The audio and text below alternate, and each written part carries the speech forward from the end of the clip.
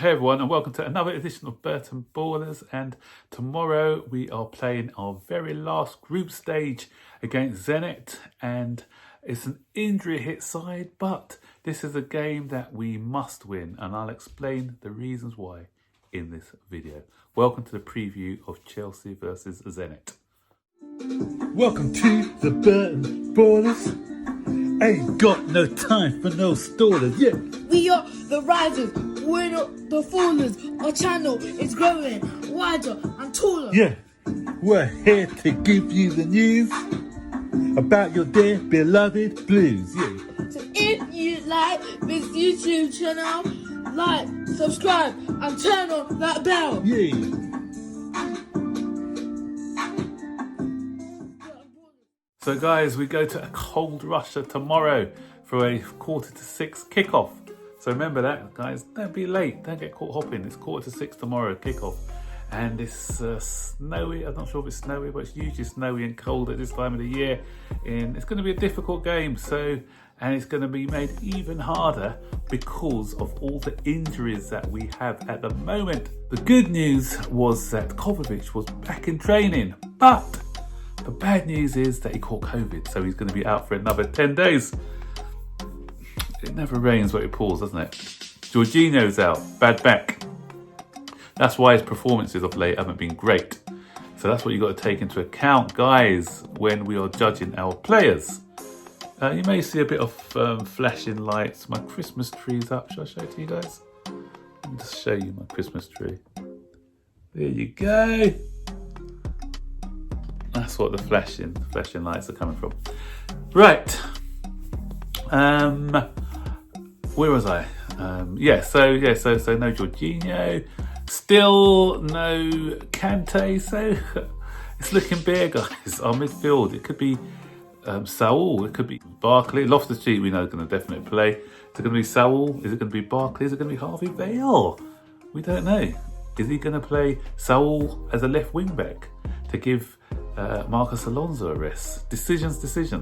So it's a bit of a tricky one because we need to win the game, but again, we need to rest some of our players for the games ahead. We've got a big game against Leeds on Saturday. Thomas Tuchel already said that this is going to be the tricky game. He's not worried about this game because he said they've had a lot of rest between Saturday and Wednesday, but the next game he said he's more worried about because Leeds being a high intensity team, we travel to Russia, we don't get back to England until Thursday morning.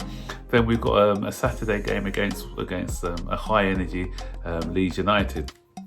So, but why do we need to win this game? I'll tell you why we need to win this game. So here's why it's important for us to finish top of our group rather than second. If we finish top of our group, these are the potential teams we will face.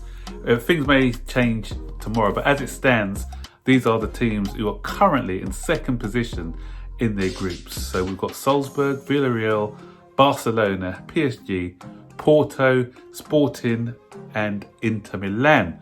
Out of those, probably the only one to fare would be PSG.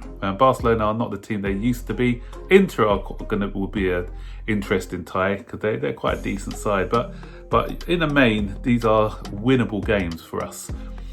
If we finish second in our group now, we'll be potentially facing Bayern Munich, Real Madrid, Ajax or Lille. So we've got a 1 in 2 chance of facing either Bayern or Real Madrid. Ajax have been doing quite well as well. So as you can see now the odds, and so that's why unless we're unlucky and draw PSG for about the 50th time in the knockout stages, then we should be okay by topping our group.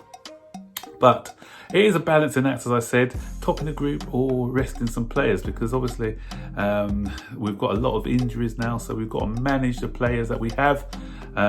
Could the players that we put out there be good enough to win the tie? We saw that when we played against Malmo, when we had a kind of weakened side, how we sort of just struggled. I think we got just was a 1-0 victory. We kind of laboured in that game because of the amount of changes that were made. So Thomas Tuchel has got a lot of soul searching to do. He's got a lot of things to think about before this game. So hoping for a good match, hoping that we can, just get the job done. No more injuries, because we can't do with any more injuries. It's just getting ridiculous now.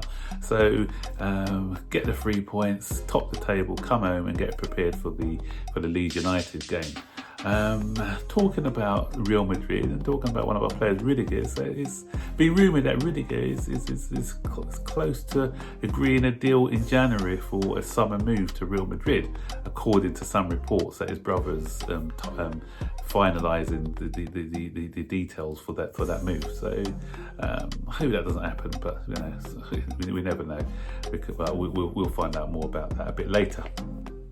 So, different format today. The reason being is because I've already done head-to-heads on a video. I've done a quiz about who played for both sides. So, in the second phase of the season, when we play our teams for the second time, then I'll have to think of a slightly different format to do the reviews. So, guys, what do you think? Are you worried about the amount of injuries we have? Who would you have in the side, bearing in mind who we got available at the moment? And are you worried about finishing second in the group, or doesn't it bother you whether we top the group or finish second? Stick your comments in the section below, guys. And until then, don't forget, as normal, like, subscribe, turn on all post notifications so you'll be notified every time I make a new video. Until the next one, guys, take care and see you later.